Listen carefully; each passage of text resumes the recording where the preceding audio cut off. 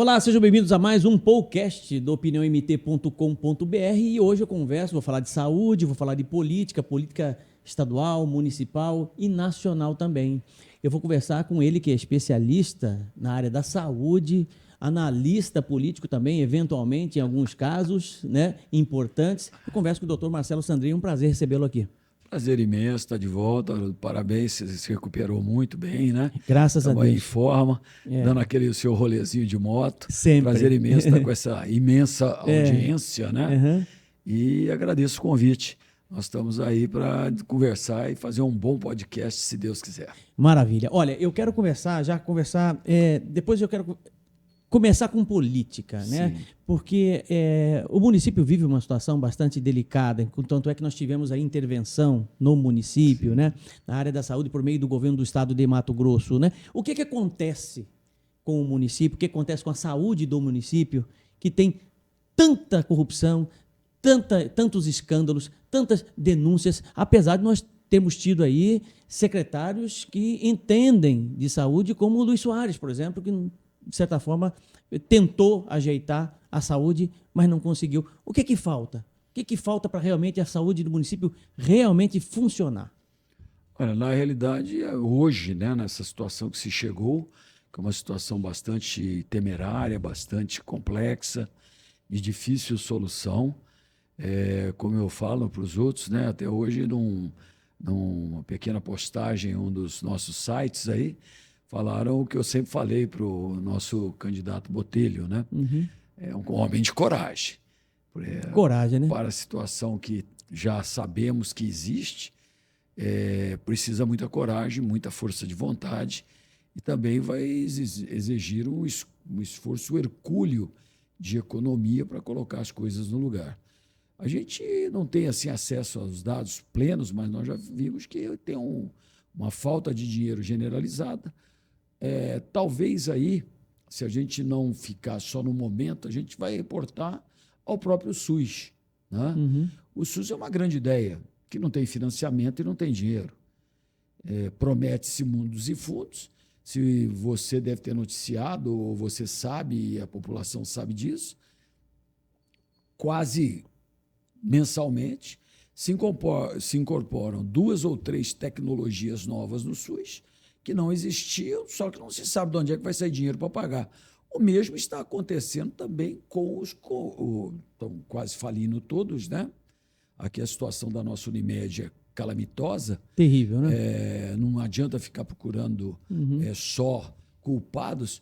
Um dos culpados é a própria Agência Nacional de Saúde, que chega e fala assim, não, agora você tem que fazer, estou dando um exemplo aí, pletismografia de não sei o quê, ilimitado para quem já está aí. E isso no ano que vem nós vamos ver o que vamos fazer. Quando vai corrigir o preço, ela fala que não pode corrigir naquele preço, tem que ser menos. E os planos de saúde foram incorporando coisas que não tem nenhuma previsão no orçamento do projeto que foi feito para aquele plano de saúde. Entendi. O SUS é um plano de saúde para a população. Agora, em primeiro lugar, não tem paralelo no mundo. Tem gente que se vangloria disso. Olha, eu não sei se, né, é assim tão... Referência, né? Não, ele é uma referência, seria muito bom. Ele é ótimo para quem precisa realmente.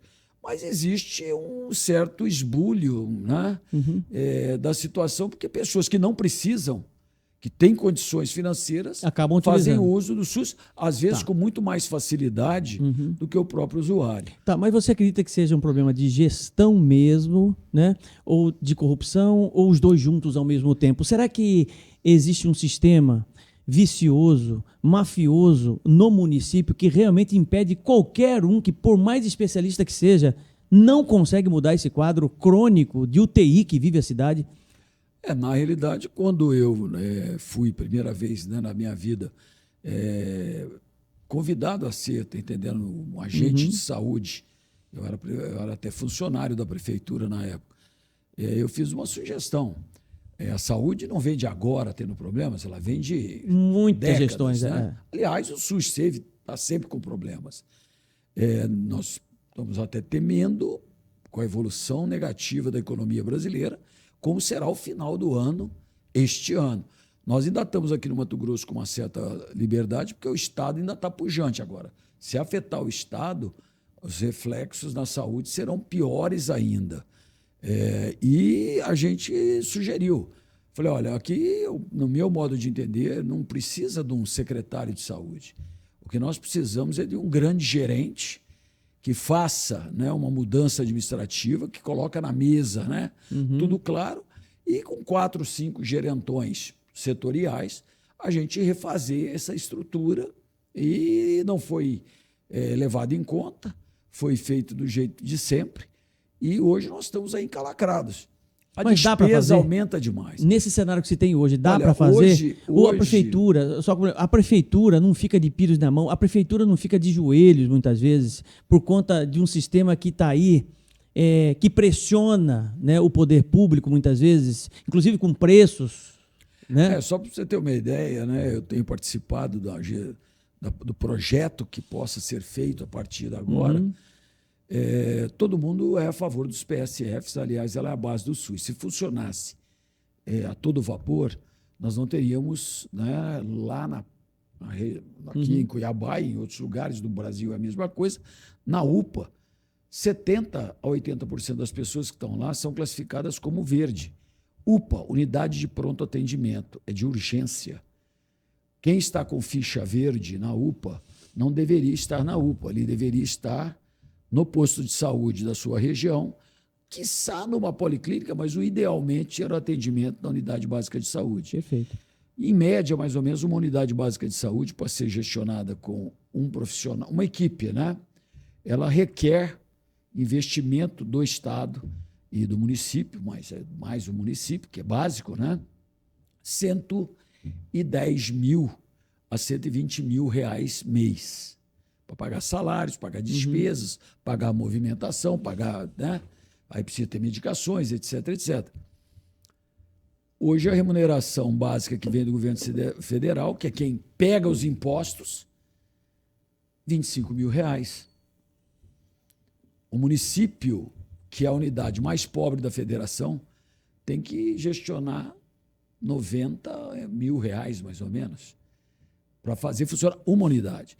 E agora surgiu nós temos poucos PSFs para o que precisamos. Mas, teoricamente, tem mais do que seria. Mas tem que fazer mais 200 PSFs. Alguém é contra? Ninguém é contra. Nós passaríamos aí da média de 100 e poucos PSFs para 300 e poucos PSFs. Onde é que vem o recurso? É a mesma coisa de sempre.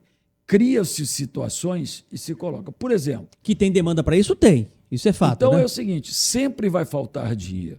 Porque, por exemplo, sai a medicação.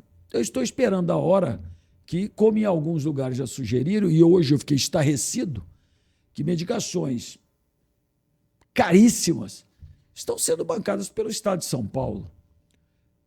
Eu acho que não. Você tem que ter o que tem que ter. O Brasil tem que se colocar como o país que é, país pobre. Nós estamos ficando cada vez mais pobres. Esse negócio de país em desenvolvimento é desenvolvimento desde que eu era criança. É verdade. Essa Entendeu? história de desenvolvimento... Eu já estou quase em desenvolvimento há muitos anos, né? entrando na cinicitude. Então, a minha opinião pessoal é que nós precisamos, primeiro, ter um choque de realidade. O que é, como é e como vai ficar. Porque, na realidade, de promessas, a saúde está saturada. Nós precisamos de ação concreta e, mais do que isso, a gente precisa de conversar verdadeiramente com a população sobre que tipo de saúde pública que nós vamos ter. Eu hoje fiquei chocado. Bom, remédio de R$ 2.500 está sendo dado gratuitamente no SUS em São Paulo. Não, precisa, mas não é o único remédio que possa resolver o problema. Aliás, é um remédio que eu, particularmente, acho que não devia existir. Mas tudo bem, não vou ficar brigando com ninguém. Agora, na realidade, é um assunto que diz respeito a todo mundo. Não diz respeito a você só que está sofrendo. Diz respeito a se vai ter verba para tratar o seu neto no futuro. Se o SUS acabar de uma hora para outra, ou não conseguir mais suprir as necessidades, nós vamos ter situações dantescas. Então, ou vai se discutir seriamente a nível do Congresso Nacional e do governo federal a real financiamento dessa coisa que colocaram na famosa Carta Magna de Isso. 88, e vamos conversar com a população seriamente. Nós precisamos de ter uma saúde básica para todo mundo, bem servida, tal. O restante vai ser feito alguma coisa. Nos Estados Unidos, você tem uma saúde básica, você tem... Agora, primário, você é empresário, você tem que ter para os seus funcionários saúde, né? Saúde para o seu funcionário. E vai pagar a saúde. Não tem, você vai lá e tem que operar. Nos Estados Unidos, É assim. tem inimigos diversos que migraram para lá há muito tempo, até hoje ainda não conseguiram a cidadania, estão naquela fase de colocar. Está esperando a hérnia dele há 8 anos.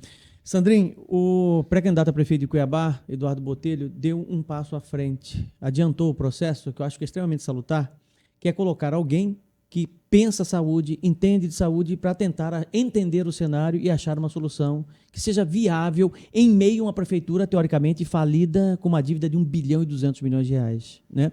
Inclusive, seu nome está sendo cogitado para ser vice do Eduardo Botelho nesse processo todo aí. Né? Que eu acho que é uma excelente alternativa, vamos dizer assim, pelo preparo. Eu sempre defendo, né, na política, 2 premissas básicas, Sandrinho. Primeiro, o cara ter autoridade moral e ética para ser político. E segundo, ele ter preparo, conhecimento. E isso você reúne. Reúne muito bem. Caso o Eduardo Botelho realmente seja prefeito de Cuiabá, qual a primeira orientação, medida de um vice médico para que realmente a saúde possa funcionar aqui no município? Tudo bem. Na realidade, eu tenho que explicar para as pessoas, que às vezes elas não saibam, desde que eu sou quase medianamente jovem ainda aqui em Cuiabá, toda vez que tinha, talvez pelo fato de eu ser diretor de uma grande instituição há muito tempo, pelo fato de estar trabalhando sempre no mesmo lugar, tem uma clientela, Mato Grosso me deu tudo que eu podia querer na vida, né?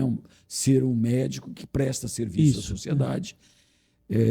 Toda vez que tinha uma eleição, chegavam agora, pelo menos nos últimos 10 anos para cá, por que você não se candidata e vai lá para ver, não sei o quê?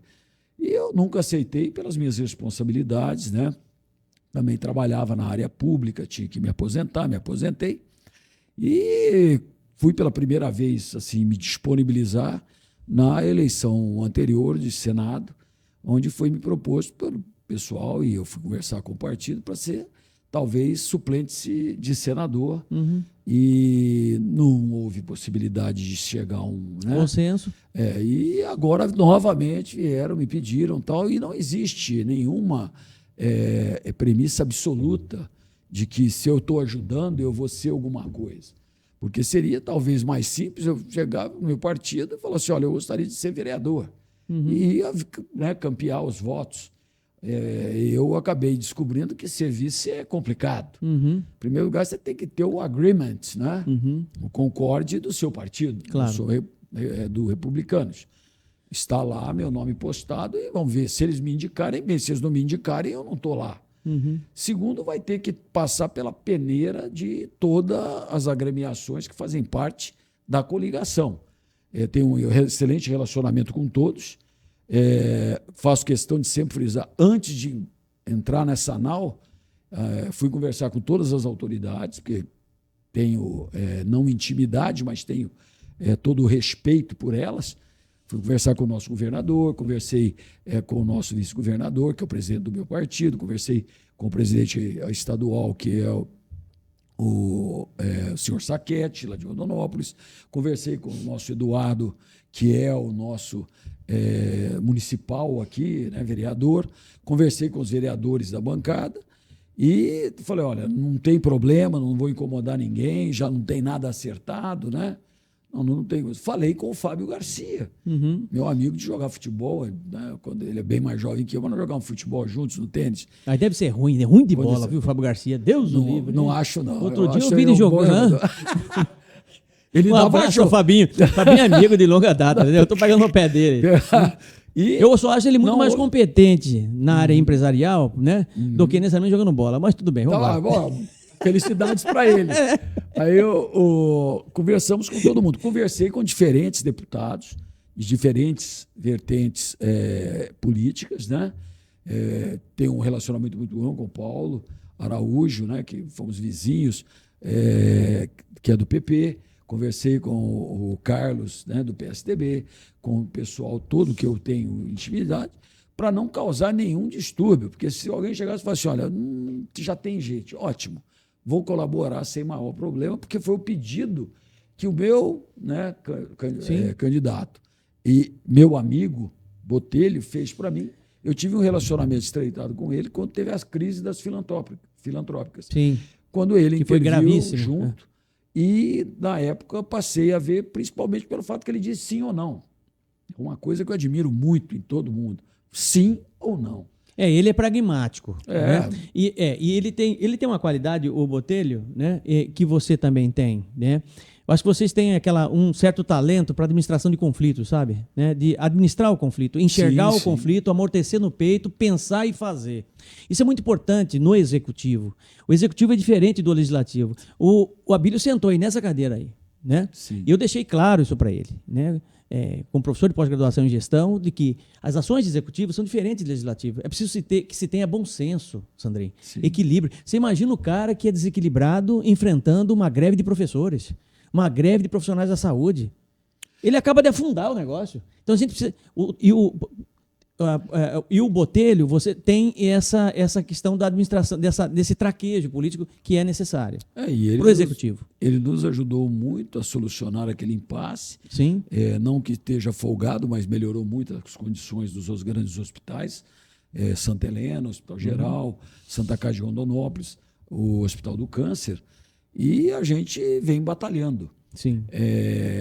Eu tenho, logicamente, eu não posso deixar de dizer aqui, não seria sincero da minha parte, se chegar lá, e aí chega a última etapa, né? Passei pelo crivo dos partidos. Cheguei lá, se o candidato Botelho achar que eu, né, tenho, né, condições de participar da cogestão, entre aspas, porque o vice também não pode não fazer nada, mas, obviamente, eu não sairia do meu dia a dia para não fazer nada. Então, já eu estaria disposto. Por quê? Porque ou eu faço agora, Haroldo, ou eu não faço mais. Eu fiz esse ano 69 anos. Tem 42 anos, vai para 43 anos que eu estou em Cuiabá. Tudo que eu podia ter de bom, eu conquistei aqui. Morei 26 anos, 25 e poucos anos fora daqui, São Paulo, Rio de Janeiro, um pouquinho em Minas Gerais, e vim para cá. Recebi uma acolhida aqui que eu falo para todo mundo. Eu conheço quase todo o Brasil, conheço muito o exterior. Poucos lugares do mundo recebem as pessoas e as abraçam desse jeito. E eu tenho que colaborar. Sim. Eu já colaborei um pouco, acredito, mantendo uma instituição aberta, que hoje é a maternidade modelo, né? A maternidade de referência do estado do Mato Grosso. Hoje vem gente de fora, vem até da Bolívia, vem de outros lugares, ter neném aqui com a gente. Mato Grosso do Sul, Goiás. Nós éramos exportadores de pessoas para Goiás. Né? Hoje o Sul, o Amazonas, Rondônia, Acre, vem tudo para cá. Em todos os hospitais. Principalmente, tornou-se um polo. E o Santa Helena tem suas peculiaridades. Cirurgia, né? Intervenção em cardiologia, em neurologia, cirurgia geral completa e a maternidade, que é pujante. Estamos aí no limiar de 700, 800 procedimentos mês, né, de obstetrícia e ginecologia. E a gente é feliz com isso. Então eu falei, olha, se eu for fazer, eu faço agora, porque o ano que vem eu vou fazer 70 anos. Eu acho que aí eu devo cuidar mais dos meus netinhos, minhas netinhas, e cuidar também, tá entendendo, do que vem aí, né, pela frente, porque eu já não estou mais muito novinho, não. Sim. Sandrinho, eu queria ter essa oportunidade de entrevistar, porque eu gostaria da sua avaliação com relação... Estamos na iminência de se ter aí mais um vereador cassado, Marcrian. O que é que aconteceu, professor, para quem não acompanhou? Né? O Marcrian invadiu uma UTI. Né? Aí você tem a versão dele, dizendo que ele invadiu porque ele precisava de informações de uma mulher que é muito próxima dele, vizinha dele no bairro, aquela coisa toda, uma pressão da família desta mulher, né? E do outro lado o médico dizendo que foi, inclusive, vítima de carteirada do vereador. O que você acha numa situação dessa, em que o vereador invade uma UTI, né? Na sua visão de médico? O que é uma UTI, o que ela representa, né? E uma situação dessa em que um vereador dá uma carteirada, segundo o médico, né, invadindo a UTI, como se estivesse cumprindo com a sua função de fiscalização? Olha, da minha parte é muito difícil julgar, porque só quem está sofrendo, né, entre aspas, não estou aqui dizendo que o Marcrean fez alguma coisa, porque eu também não estava lá. E ele tem a sua defesa. Que é vítima da agressão, entre aspas, que vai poder quantificar o quão, né? Então, mas eu, particularmente, tenho na minha vida o seguinte: nada como um dia após o outro. Eu não veria as coisas assim com tal voracidade. Óbvio, se foi ofendido a ponto de... tem que haver uma reparação. Agora, eu hoje sou um pouquinho triste, porque o império da mídia, como nós conhecemos hoje, tem o lado excelente e tem o lado triste, né? E a demonstração maior é o esfacelamento de nosso país a partir do momento de que uma pandemia foi, né, politizada. Aí, no caso, a Covid-19. E anarquizada. Porque até hoje você nota que existem situações que já deveriam estar resolvidas há muito tempo. Eu não sei por que continua esse, né, tipo de ação. E quando se vê uma ação assim, e logo pedido de cassação, tal, eu acho assim, talvez que possa ser uma coisa muito extrema. Mas não vejo que também deixa passar de lado. Depende de quem foi, né, agredido. Eu, particularmente, sempre procuro conciliar. Agora, eu dei muito, né, plantão em UTI, porque minha especialidade que me fez vir para Cuiabá é terapia intensiva. Hoje eu só sou o responsável por UTIs. Eu não mais trabalho lá, mas vou sempre lá para ajudar em procedimentos, etc, etc. E adoro UTIs. É um ambiente muito bom para se trabalhar e você sente um prazer muito grande. O que me tirou um pouco da UTI foi que eu não sabia o que acontecia com os pacientes que a gente dava alta. Porque eles não voltam para a gente, eles voltam para medicina, né? Entendi. E isso daí me colocou. Agora, eu posso dar um exemplo para vocês. Eu fui médico durante 3 anos e mais 2 como estudante do Hospital Central do Exército, no Rio de Janeiro, como civil e como militar. Eu cheguei, né, eu saí do Exército para vir para Cuiabá, entendendo? Já era médico do Hospital Central do Exército, na UTI. E, engraçado, eu nunca vi ninguém lá. Nós tínhamos visitas dos marechais, né, que ainda existiam em maior profusão do que hoje, e dos generais, né, da ditadura, né, quase que semanalmente, e nunca tomar uma carteirada. Entendi. Por quê? Porque tem que haver o respeito próprio. Claro. Mesmo porque uma situação dessa, uma hora pode descampar para um lado que depois um profissional pode perder, né, o seu emprego ou perder até a sua carteira do Conselho Regional de Saúde. Se a agressão for muito veemente e o médico se sentiu tão depauperado na sua honra que ele pega e vai embora. Complicado. O que vai acontecer? Ele vai ser punido? Ele vai ser punido. Agora, e o outro que fez a barbárie? Não vai ser punido? Eu acho que eles deveriam sentar, trocar uma boa ideia, né? Bom pedido de desculpas. A gente tem que... né? Resolve. Uma das coisas que o brasileiro não aprende é concordar com seus erros. E quando o erro é grave, ele não assume a sua culpa. Sim. E tem que chegar lá. Você tocou no assunto da Covid-19. Nós tivemos um enfraquecimento considerável, né? Mas que está ali, adormecida a questão da Covid-19. Ainda temos alguns casos, isso é fato, né? Mas não da forma que nós tivemos durante a pandemia, né?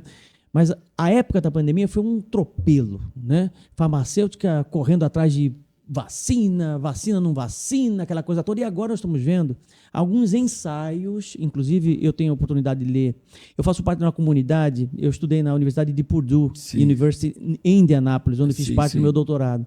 E lá tem grupo de WhatsApp, né? Então, eventualmente, eu pego de colegas que não são da filosofia, né, e são da área da saúde, né, alguns artigos sendo colocados lá, assim, ensaios de farmacêuticas como a Pfizer pedindo desculpas em alguns casos, sabe, com relação à vacina, né?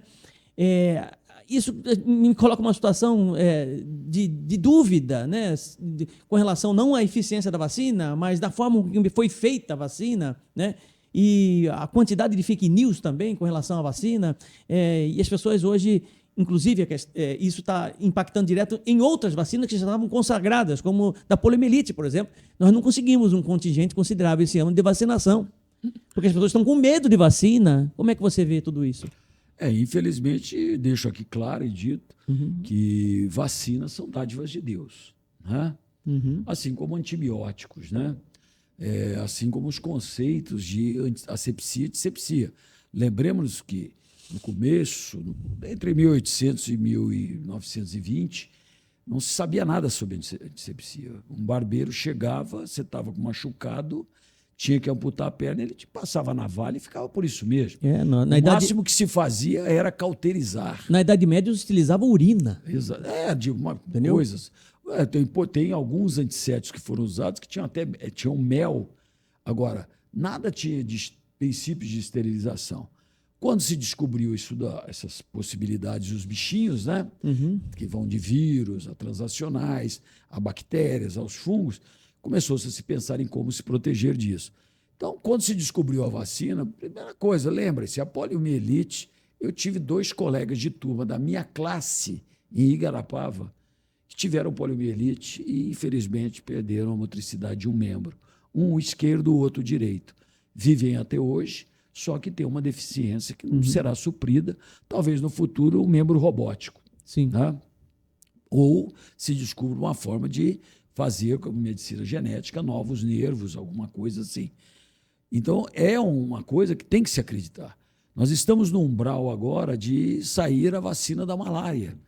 A Organização Mundial de Saúde está acabando um grande trial na África e talvez a gente possa sair dos problemas desse flagelo. Apesar de ter aparecido agora uma terapia gênica, que por enquanto é muito cara, que poderá tratar melhor e mais rápido a malária. Vai deixar de ser o espectro. Você já faz entrou, fez, acabou. Entendendo? Então, tem muito que se promete. Agora, o grande erro do Covid foi exatamente isso que eu falei. A politização e não dar a oportunidade da ciência se expressar independentemente. Os caras atropelaram mesmo, politicamente falando, né? Exatamente. Eu não vou deixar aqui, não deixo barato. Eu queria realmente entender por que não se fala muito mais daquela história de ficar, né, em casa até ter falta de ar. O ministro falou isso com Mandetta. Desde o dia que eu escutei isso, eu fiquei assustado. Falei, vai dar problema.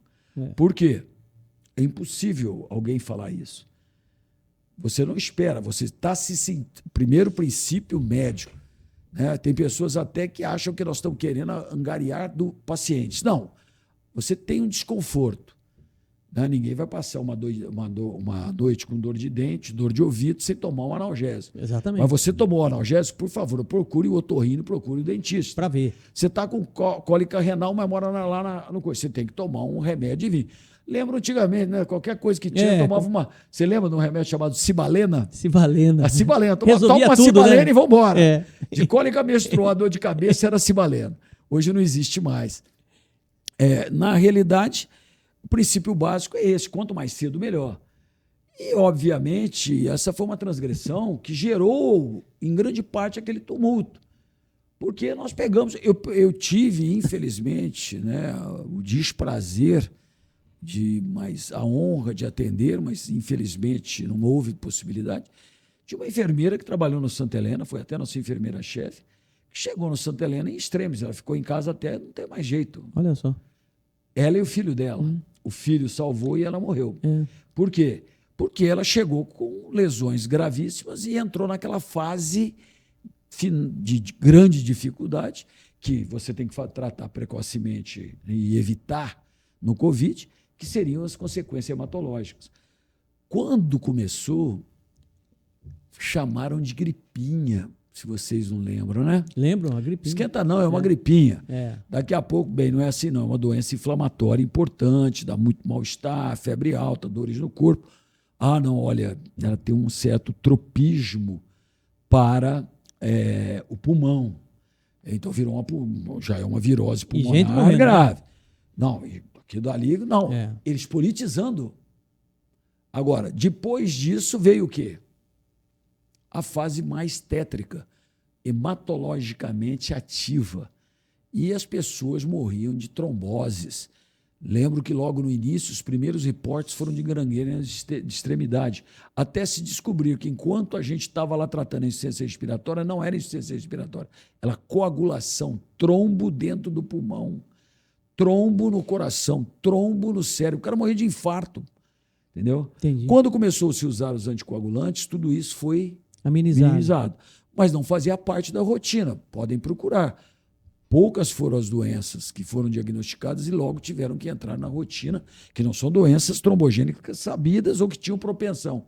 E ela virou uma doença trombótica. E nós temos muitas sequelas da Covid-19 hoje, reconhecidas. Já falou assim, isso aqui é por conta da sequela. Nós temos muitos que levaram aí o azar grande, né, mas se recuperaram.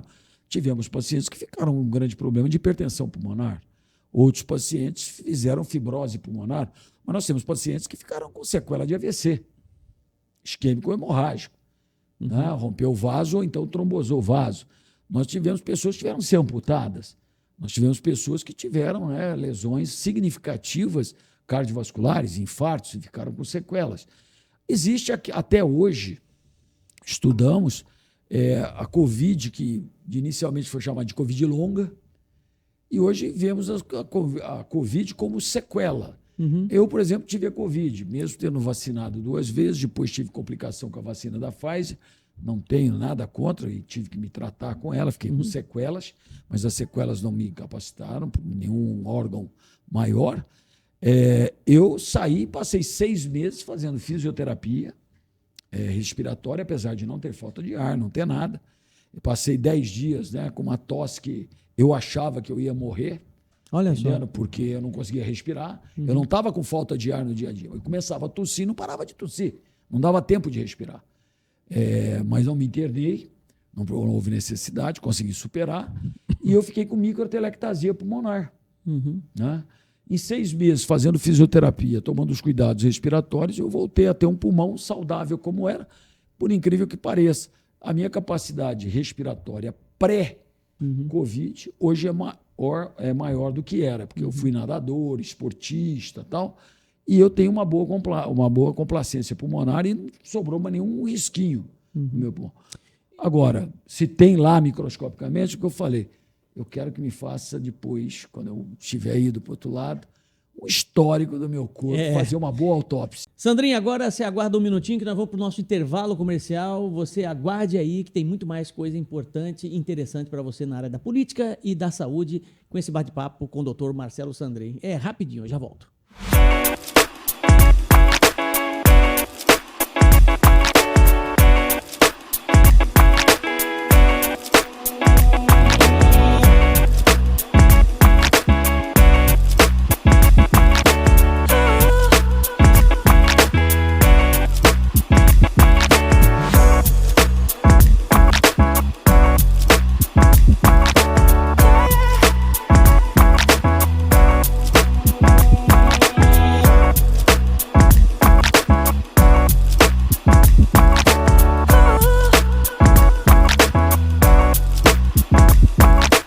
Dengue, que o governo federal não consegue lidar, principalmente com relação à vacina. Essa daí eu tenho bastante contato com ela. Está chegando cada vez mais perto. Feito a Covid, lembra que as vítimas ficavam cada vez mais perto da gente, parentes, Sim. né? E a dengue hemorrágica realmente está assustando muita gente agora. Como é que está esse estágio aqui em Cuiabá, principalmente? Na realidade, o dengue está aí, virou uma endemia, de uma epidemia. Uma endemia. Há 20 e tantos anos atrás, quando chegou, né? E começou a assustar, ela passou pelo mesmo processo, infelizmente, de que deveria ter passado o Covid, mas a politização da doença fez com que a Covid não chegasse a um bom porto como o dengue. Se você se lembrar, com muito menor número de casos do que hoje são reportados, nós tivemos mais mortes. Nós temos um número razoável de mortes agora, nós estamos nos aproximando, se não me engano, de 6 milhões de casos confirmados, né, com o exame. No Brasil. Fora as pessoas que não tiveram nada. Tiveram, desculpa, gripinha, mas não é gripinha não, o trem é sério. Tem que fazer exame, tem que ver precoce. Por quê? Porque durante aquele período, nós aprendemos. Só para você ter uma ideia, eu estive em Brasília, quando chegou o dengue aqui, que eu sempre me interesso por isso, uma doença que pode matar, né? Uma coisa violenta. E a gente não tinha, né, contato, veio lá do Sudeste Asiático, provavelmente em containers, no porto, ou em aviões que hoje voam rapidamente, ou pessoas contaminadas que chegaram aqui, pegaram o nosso rajadinho aqui, o rajadinho picou e começou a disseminar. Era uma doença que não tinha aqui. Essa doença, que é uma arbovirose, ela era desconhecida praticamente. E nós não sabíamos muito o que fazer com as pessoas.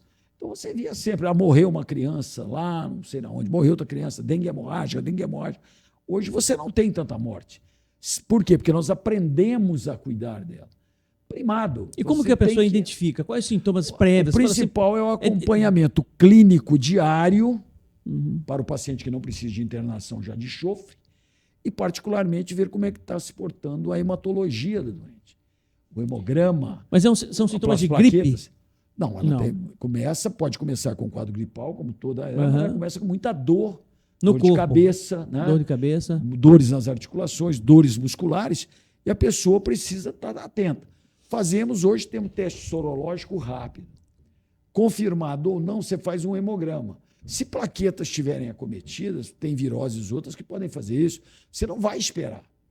Existe uma gradação. Na dúvida, né? Nossas plaquetas são entre 140 mil e até 400, 600 mil. Mas é muito flutuante isso. Você faz num dia de um jeito, outro dia no outro. Mas se você está com uma síndrome viral, que você acha que pode ser dengue, faz a primeira plaqueta, ela já está ali em 130 mil. Não há risco maior de sangramento, mas amanhã vão fazer outra. Perfeito. Só posso te dar um caso da semana passada. A menina chegou com 118 mil, muito bem, obrigado. No outro dia tinha 80 mil. 80 mil é mais ou menos uma linha de corte, aonde você começa a pensar em repor plaquetas. Porque nós não temos uma droga que faça fazer a plaqueta. Entendi. Vamos lá, o pai, não, eu não queria que ela tomasse sangue, derivado de sangue agora. Eu falei, querido, então amanhã, 6 horas da manhã, aqui no outro dia tinha 40 mil. Tomou 10 unidades de plaqueta de enxofre, foi para o banco de sangue, tomou, ficou em repouso, em observação. No outro dia, tinha 186 mil. Ótimo. Hoje, acabei de pedir, aliás, antes de sair daqui. Ela está muito bem, obrigada. A febre passou, as coceiras, o mal-estar. Quando aparece a coceira, usualmente está indo embora. Não teve petequias, não teve equimoses, que são manchas, né? E hoje eu acabei de pedir, falei assim, olha, você faz amanhã cedinho outro hemograma e me traga. E não aconteceu mais nada. Ela passou pelo dengue, um dengue com plaquetopenia, sem complicações. Mas só para você ter uma ideia, como nós, às vezes, temos que estar atentos. Quando veio o dengue, os primeiros cartazes de como agir num posto de saúde, né, para você fazer um algoritmo feito pelo Ministério da Saúde à época, ele indicava uma medicação para repouso, que hoje nem existe mais aí comumente, um soro para reposição daqueles casos gastrointestinais. Lembre-se, existe a dengue gastrointestinal. Muita diarreia, muito vômito e desidratação. Tem que internar e tem que cuidar dessa pessoa também, mesmo não tendo sangramento. Esse que seria para ressuscitação da pessoa, né? Chegava no posto, está desidratada, está com a pressão baixa, chamava de Destran 40. Ele é um agente que causa hemorragia. Ele é muito bom, por exemplo, para quem tem embolia pulmonar, para quem tem algum problema de hipercoagulação, quem tem uma trombocitose, usa esse tipo de soro. Só que vinha escrito lá. Não virou escândalo, alguém provavelmente deve ter morrido por isso, com hemorragia, porque era inadvertido. Nós fomos lá, mudaram os cartazes, colocaram e não se usa mais isso. Então, na realidade, tudo também passa pelo aprendizado. Ninguém nasceu sabendo. Hoje nós sabemos como controlar o dengue. Sabemos hoje como controlar de um modo global, a Covid. Agora, existe o imponderável. Ninguém sabe quem vai fazer isso, se é respiratório Mas a dengue ou tem uma trombose. relação direta também com o comportamento de cidadão, né? Não é verdade? Que é a questão do lixo, que é a questão de falta de políticas públicas que possam tratar de resíduos sólidos, tratar de lixo, de descarte de lixo. Porque quanto mais lixo, consequentemente, você tem mais água acumulada, que tem mais mosquito e assim vai. É mais ou menos isso, não é? Só para você ter uma ideia, né? Eu faço sempre a mesma coisa quando eu falo no rádio, minhas dicas de saúde e tal. Eu sempre falo, queria saber quem de vocês realmente vai dar. Agora não vai ter muito, talvez tenha uma chuva ou outra por aí, mas nós teremos no final do ano nossas tempestades. Qual de vocês verifica seu calhamento todo ano antes de chegar a época das chuvas? Se você tiver um entupimento de uma calha, você tem um chaminé de água. Um criador gigante de mosquito. Perfeito. Perfeito. Ele sai dali, infecta a vizinhança toda e ninguém fica nem sabendo. Então, é a mesma coisa. Uma coisa que você tocou que é candente. Para quem quiser ver, e faço aqui, lavo o meu protesto, não contra a prefeitura. A prefeitura fez o possível. Mas alguém tem que dar aulas, alguém tem que fazer alguma coisa que não fique só naquilo de falar assim, para com isso. Entendendo? Né? Por quê?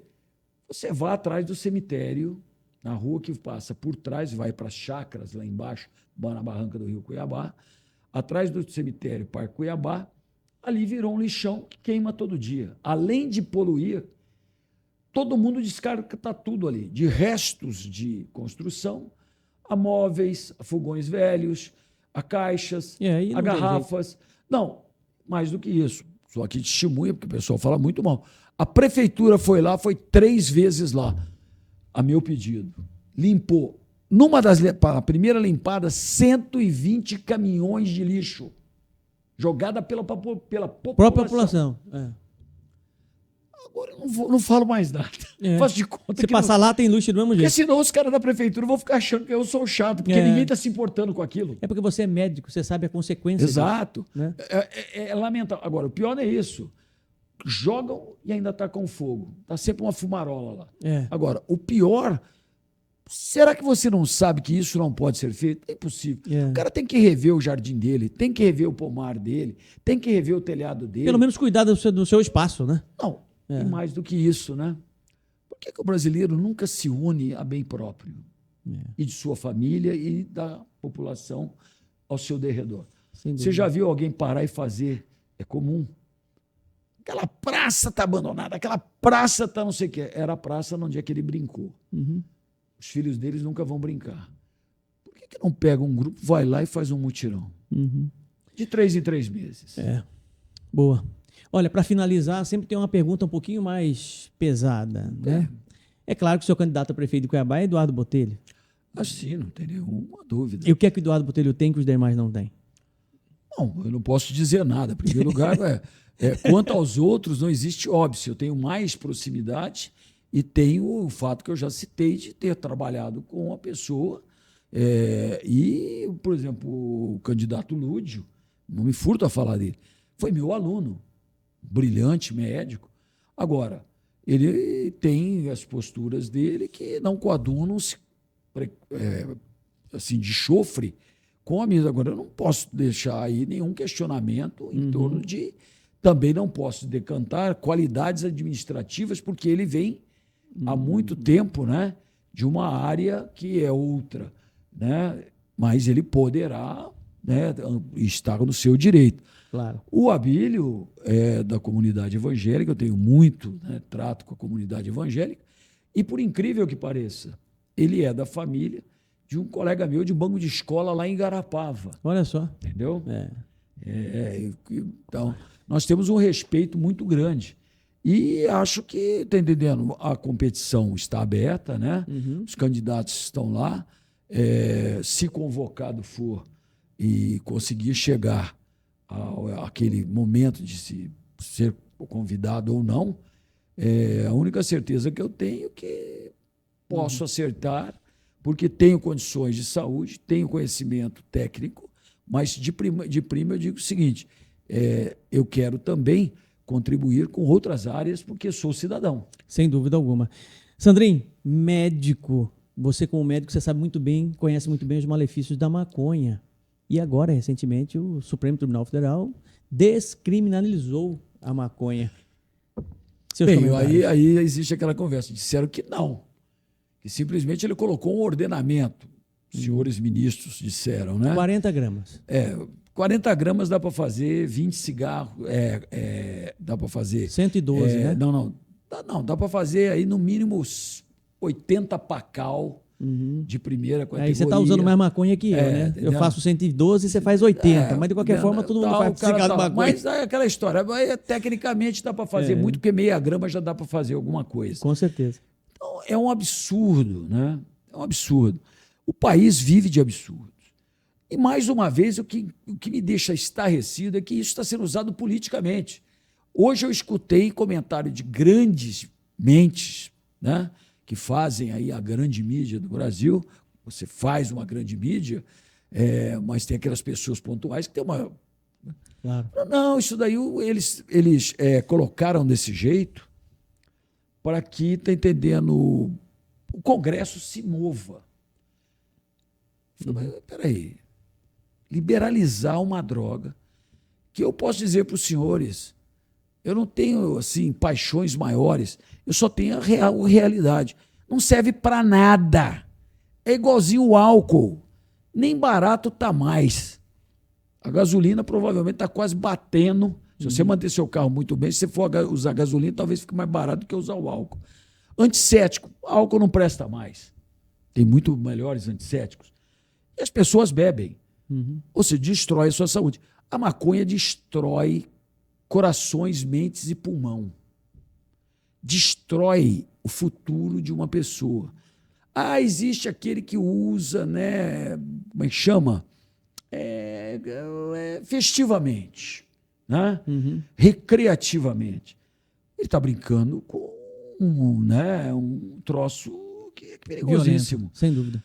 Depende de susceptibilidades, mas uma coisa é séria. Trabalhos de longo prazo dizem e provam de que pessoas que usam a maconha continuadamente têm déficit de apreensão de memória. Eles não retêm. Sim, Entendeu? perfeito.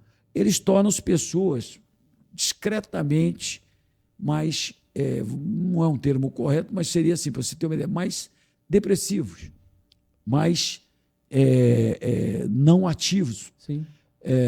E o que eu não entendo é como uma droga pode ser proibida a sua comercialização, ao mesmo tempo ela está liberada para você portar ela e usar ela. É de uma incoerência imensa. E outra, o cigarro eletrônico está proibido no Brasil. Está proibido o cigarro eletrônico no Brasil, que faz tão mal quanto a maconha e vice-versa. Quer dizer, que sentido tem isso, Sandrinho? Sabe? Né? Na Então, realidade, eu não sei o que passa na cabeça desses os ministros. interesses em volta disso, eu acho que a gente nunca vai conseguir saber. A única coisa que eu digo é o seguinte: não brinquem com o cigarro, que é uma droga legal. De legal não tem nada. Não brinque com o álcool, que é uma droga legal, que também não é. Não brinque com medicações, que são drogas legais, são chamados de droga. Drogarias, né? Agora, o pior disso tudo, por que você vai mexer com coisas que são ilegais, entre aspas? Aí você quer saber, não, mas que com 40 gramas ele é usuário, ou ele é traficante. Gente, isso daí é o caminho para a destruição da sociedade. Agora, e as outras drogas? Parece que elas não existem mais. Exatamente.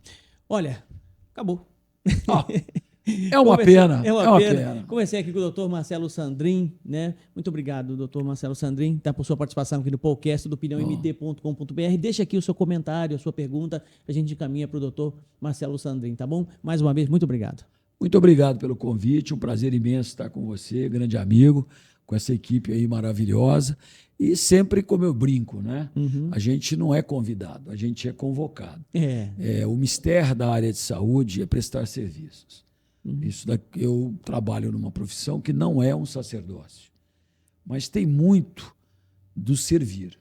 E, para mim, profissionais da área de saúde servem para servir. Se eles não servem para servir, eu acho que serve para pouca coisa, talvez para nada.